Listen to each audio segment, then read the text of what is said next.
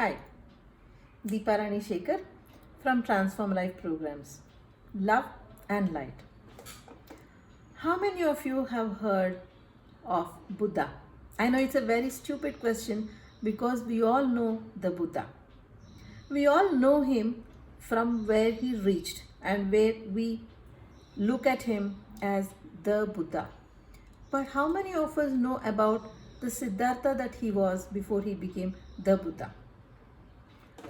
So, first and foremost, he got married at 16. Was he really ready for marriage? Yeah, he did beget a son with his wife Yashodhara. But then, as a father, did he not think of his duties? As a husband, did he not think of his duties?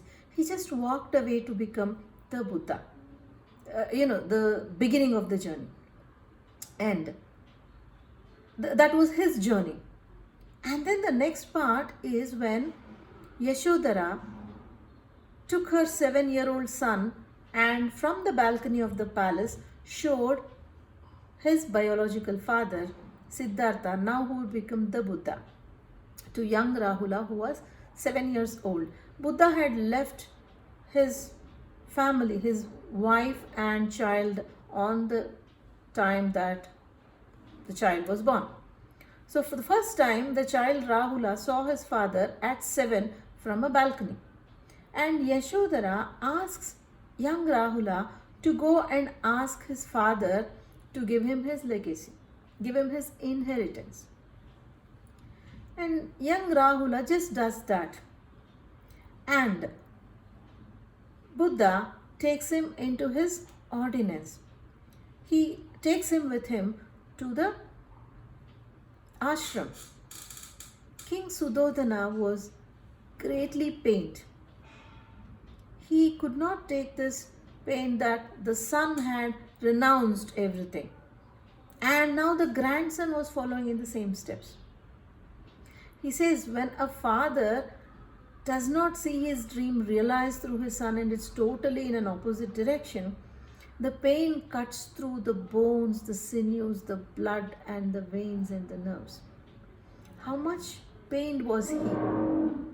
And why did Buddha, who understood the whole world, who was so calming to the whole world, not think of his father once? And coming back to young Rahula,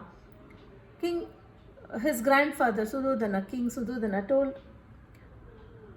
young children cannot be ordained into becoming a monk without the parents' permission.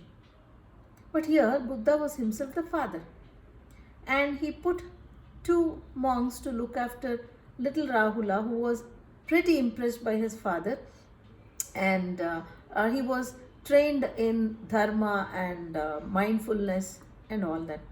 Yeah, that is fine. But did young Rahula not have a duty towards his father also? And unfortunately, the other brother, half brother of Siddhartha, Nanda, and his half sister, Nanda Sundari, also became ordained into Buddhist monks. Yashodhara also became a bhikkhuni. So, what I am telling is, as parents, do we have some right on our children? As children, do we have some duties towards our parents? So many a times the excuse we give is, I know better. I have made mistakes, so I can help you. Because I made mistakes doesn't vouch that I cannot make any mistakes any further.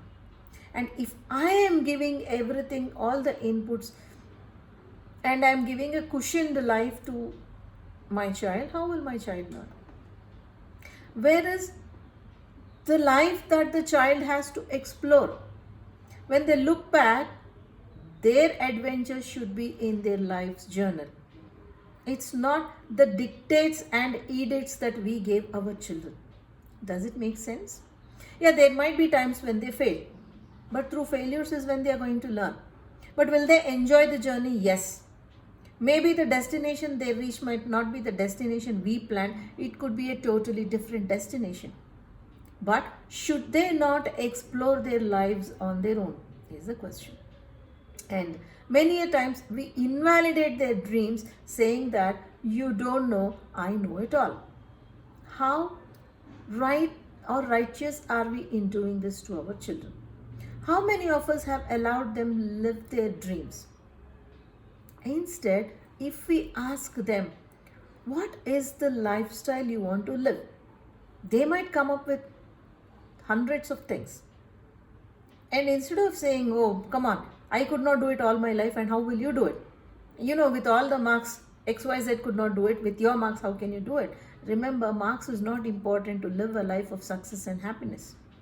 That is a different ballgame. Instead, ask the child, so what would it take for you to create this life you're dreaming of?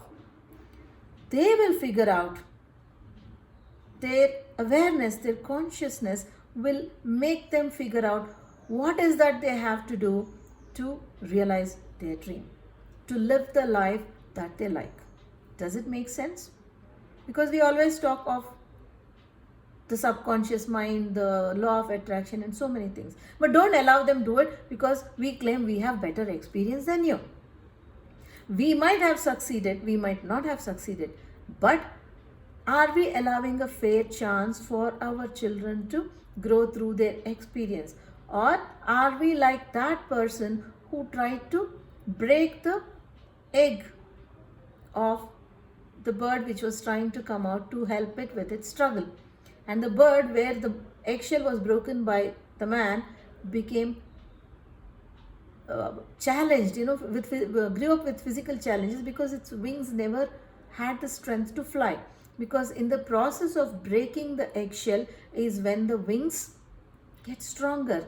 That was a process of growing up. Are we allowing this process of growing up for our children? Or are we stunting their growth, making them dwarfs by superseding them with our success and shadow of our success?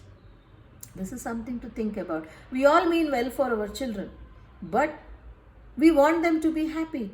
Understand, success and happiness are two different things. They are not one and the same. A person might be successful, but whether they are happy or not is a different ballgame. So if you want them to be happy, they will somehow be successful. You just have to allow them, you just have to boost their morale and always keep their self-esteem high. That is all we got to do. Are we really building their self-esteem? To know more on how to build your child's self-esteem, whether you're building the self-esteem or not, we will discuss it in my next video. So, things done. And again, coming to young Rahula, he took up the steps to come to his father, the Buddha, by then, when he was 7 years old. What did the child know? Did he even know what he was choosing? The mother told him, he got impressed. He wanted to impress the mother, he wanted to impress the father and embraced the path of monkhood. But did he even know what he was choosing? People who are given any ordinance, any attunements before their age, which is for a lifetime, are we even aware if the child really wants that? Who am I as a parent to decide something, a major life-changing path for my child? Or as a motivator, a mentor, or a teacher, or a religious head, who am I to decide this is the life this child will want?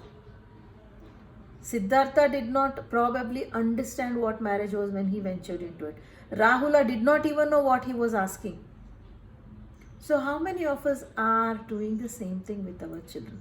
Is it not something to ponder upon?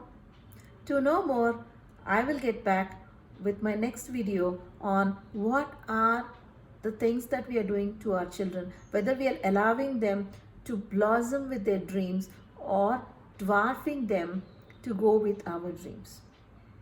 Thank you so much for joining me.